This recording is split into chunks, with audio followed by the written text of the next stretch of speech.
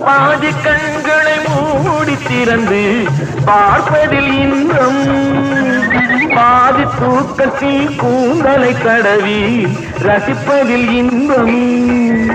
பாதி பாதியாய் இருவரும் மாறி பழகும் வித்தையே பள்ளியில் இன்பம். காலை என்பதே துன்பம், இனிமேல் மாலை ஒன்றுதான் இன்பம்.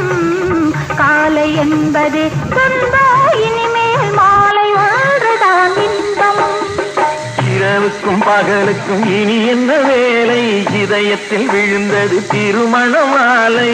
உறவுக்கும் உரிமைக்கும் பிறந்தது நேரம், உலகம் நமக்கினி ஆனந்த கோலம்.